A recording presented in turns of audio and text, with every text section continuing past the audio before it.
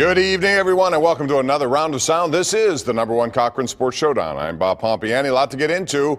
Bob Kraft is on the docket tonight, as are Le'Veon Bell and Antonio Brown. What else is new there? But we'll take it to a different level when we talk about those two. But the #1 topic tonight on the #1 Cochran Sports Showdown will be the Penguins, who with 20 games left in this season right now are out of the playoffs.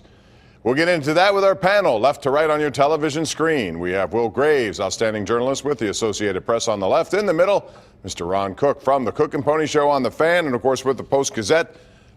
Outstanding columnist to the right, it's Tim Benz with TribLive.com as well as the Steelers Radio Network.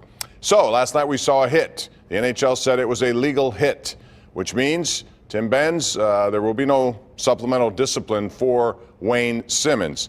But when you look at that, that's a very costly one. Every time the Penguins have gone into Philadelphia, they seem to lose defensemen, and they lost 2 of them on that play. Talk about that hit. Should it have been more discipline involved? I thought so. I thought it was suspendable of at least a game or at minimum a fine. I thought he left his skates, and I thought that the puck was gone. So I thought it was a penalty, and I thought that it was, especially for a league that's trying to crack down on head hits, at least a game suspension. Now, if you're only going to give Malkin a game for swinging a stick at someone's head, then I guess it's awfully hard to justify my stance. But then that comes back to the NHL wheel of discipline that we always spin and always seem to fall on a different slot.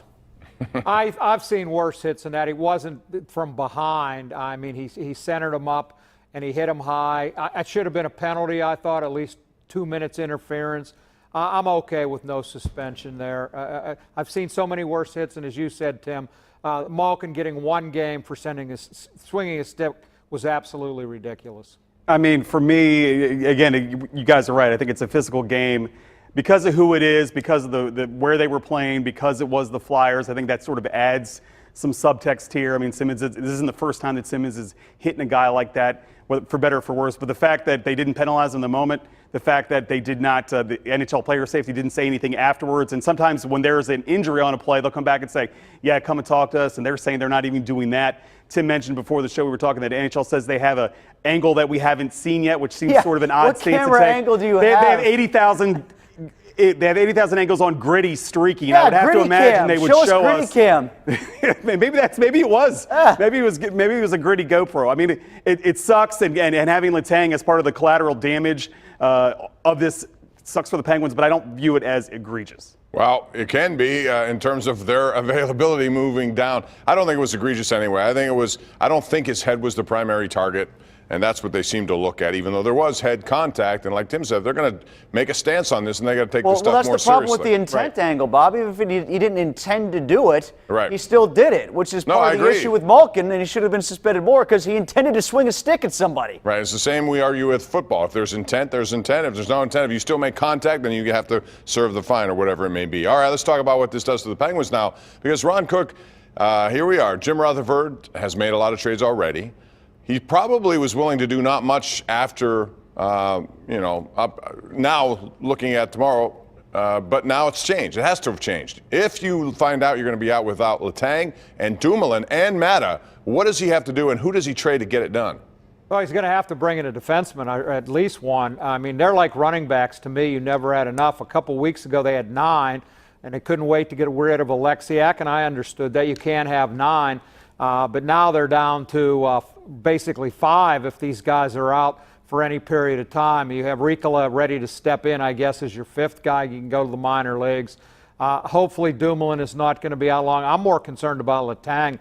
It looked like the way he fell, the guy's body weight fell on top of him. I don't know, collarbone maybe, separated shoulder. I'm no doctor. I'm just speculating here. But that one looked to me even every bit as bad as Dumoulin. They can't win without both of those guys. For me, there's nothing Rutherford can do between now and tomorrow at 3 o'clock to fix that if those guys are out long term. I mean, for me, if you were at the game on Thursday night, like I was against the Sharks, where they were totally outplayed for all 200 feet for 60 minutes, I think that was with Dumoulin and with Letang. They were already, you saw how much they missed Mata in a game like that, where they were just sort of, in my opinion, dominated. And now the problem is the asking price is going to go up because the teams are going to look at the Penguins and be like, well, they're in some serious need. What do they have left as a chip? Do they trade some future draft picks to try to get somebody of note to help it out that blue line? Do they You know, do they find somebody to give Tristan Jari to? Is that the one? I think they've kind of been holding on to that one. And if Jim thinks they're one player away, if they're the one guy they need to kind of get them breach the gap so Ole gets back, who knows what these other guys are available, maybe that's the button that you push right now. And if they're questioning the long-term benefits of Matt Murray, then I think they'll be even less inclined to trade Jari. And we all know going in to this trade season, it's been a stated goal of Jim Rutherford to not give up their one. But in order to get somebody who's going to fit in your top two, let alone even maybe your top three, it might cost a one going out the door, first-round pick going out the door. And I haven't seen a lot of names out there in terms of defensemen available potentially that are worth a first-round pick. They might have to try to finagle somebody, a good defenseman, away from another team that we're not even talking about yet that's worthy of a first-rounder, that's well off the radar. It may cost even more in exchange. We're going to have to wait and see. You know, instead of making trades, how about some of the stars playing like stars? How about getting something from Kessel, something from Hornquist, something from Person, you know, on the top six lines? To me, how about Murray? About as inconsistent as you can be. They're a good team if their stars play like stars. Right. Those guys have been incredibly disappointing to me. All right, so Ron, I think you have your answer then. Real quick, I only have a little bit of time for this one. This is fairly deep into the season, and the Penguins are not in a position to be in the playoffs right now. So if there's one thing, to me, it would be Matt Murray. Will, what it would be for you? I'm with you. I mean, Murray is, 4-4-1 against the Atlantic. He's 6-4-2 against the Met.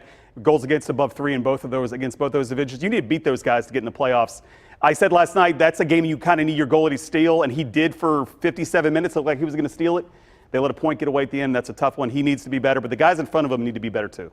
It always comes down to the goaltender playoff time. Always, always, always. I'm going to go back to what Ron said about the star players, especially Kessel and Hornquist needing to step up and score more, because I don't think Murray's going to turn into the Matt Murray of the playoff seasons of recent years. And with the defensemen out, like we just talked about, they're going to need to score a lot more to counteract the goals that are going to go in. Good stuff. When we come back, we'll flip it to football. AB will be up next. But right now, I want to tell you that it's the time of year we talk about big trades. We have one going on at number one Cochran. They're giving you an extra $1,000 over Kelly Blue Book value for your trade. It's part of their Auto Showstopper event where you also get savings up to $12,560 and leases from $129 a month. The savings go on, but the Auto Showstopper event ends February 28th at all number one Cochran locations. So get there fast. You can also go Cochran.com. Football Talk is next.